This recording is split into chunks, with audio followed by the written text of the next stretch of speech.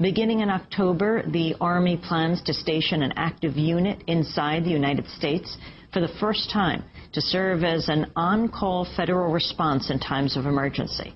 The 3rd Infantry Division's 1st Brigade Combat Team has spent 35 of the last 60 months in Iraq, but now the unit's training for domestic operations. The unit will soon be under the day-to-day control of U.S. Army North, the Army service component of Northern Command. The Army Times reports this new mission marks the first time an active unit has been given a dedicated assignment to Northern Command. The paper says the Army unit may be called upon to help with civil unrest and crowd control. The soldiers are learning to use so-called non-lethal weapons designed to subdue unruly or dangerous individuals and crowds. Is it far-fetched to imagine that these UN peacekeeping forces would be used against American citizens? The 502nd, another unit from Fort Campbell, Kentucky, is shown here arriving as peacekeepers in Somalia, wearing their UN blue berets and UN insignia. Shortly thereafter, this same unit, the 502nd, was in Arkansas practicing house-to-house searches and seizures in a joint UN training mission called Agile Provider in the spring of 1994. Agile Provider involved 44,000 UN troops, including troops from France and the Netherlands, training in the states of Georgia, North and South Carolina, Arkansas, and Tennessee. Yes, UN troops have been trained in this country in the past, but not in brigade strengths and not in domestic support house-to-house searches and seizures. Many of our congressmen deny that UN troops are being trained in this country at all, but as you can see in these clips from Fort Chaffee, Arkansas, Germans were training here last spring. Das ist die Baracke 1660, die da vom zweiten Zug der Hitschollen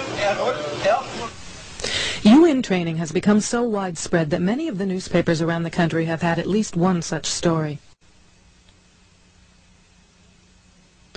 This official news release from the Navy High Command, Atlantcom, further confirms that UN troops were training in this country this past spring in forcible entries of homes using special operations tactics. News releases from around the country speak of law enforcement and military training together for so-called terrorist suppression involving attacks on civilian facilities. Did you know that 49 of our most famous landmarks have been given to the United Nations as supposed biospheres? Yet many of these supposed biospheres are located outside military facilities and are used for covert UN military special operations training areas. On the border between the U.S. and Canada, we see the UN flag flying between the U.S. and Canadian flags. Throughout cities in America, UN flags are popping up outside government buildings. But perhaps most disturbing was this letter received by New American Magazine detailing a survey given to Marines at 29 Palms Base. We confirmed this survey was given to Army Special Operations recruits. The survey asked troops whether they would swear to the following code. I am a United Nations fighting person. I serve in the forces which maintain world peace and every nation's way of life. I am prepared to give my life in their defense. This survey also asked if these U.S. military men would fire upon U.S. citizens who refuse or resist confiscation of firearms banned by the U.S. government. Did you notice the federal tax agents dressed like military patrolling the roads during the Waco siege, or the black military helicopters at each of the Indy 500 races for the past several years?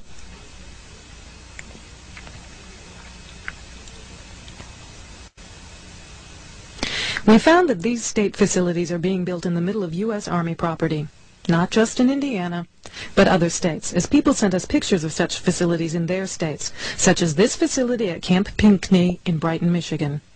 You see not only the black vans here, but curiously, there are reverse swastikas carved into each end of the roof. We also began to receive information about the Federal Emergency Management Agency known as FEMA, such as these pictures of a FEMA facility in Texas. FEMA operations are divided into 10 regions, as we were told in this letter from FEMA.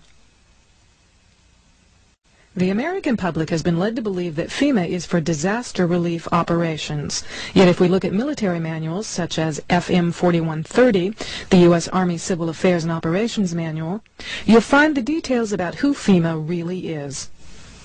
The government doesn't want this information out because, as you can see, the manual says to destroy it by any means that will prevent its dissemination. The manual says that FEMA is the executive agency that serves as the point of contact for the USG for emergency management within the United States.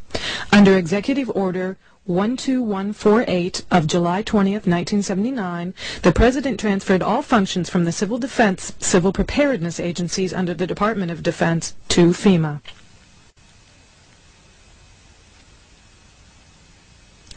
FEMA develops and implements overall concepts and policy guidance and directs activities for nationwide plans and preparedness for emergencies during peace and war.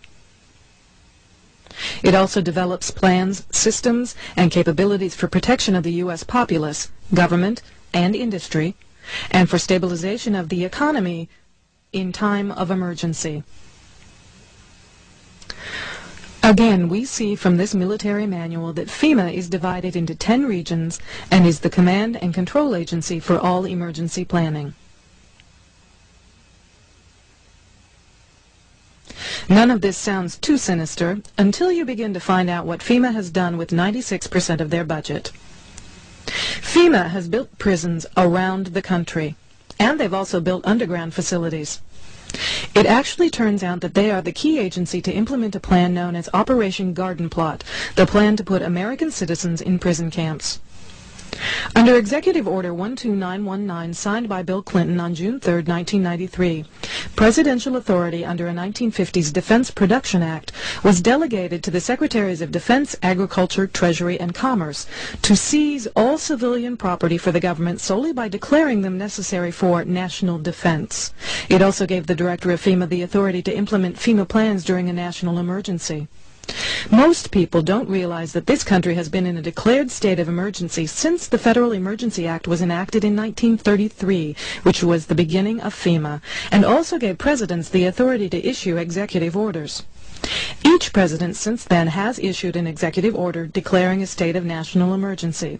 Bill Clinton has issued 3 such orders since he took office.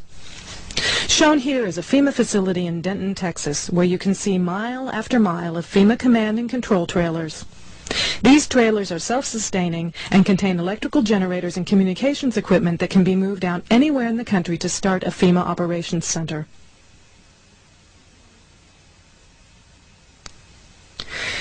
Several military manuals, such as these manuals, ranging from 1985 through 1994, speak of FEMA as the implementing agency for Operation Garden Plot, the plan to put American citizens in prison camps under military control. This 1994 Field Manual for Military Police speaks of Operation Garden Plot as a DoD civil disturbance plan that tells the military what they can and cannot do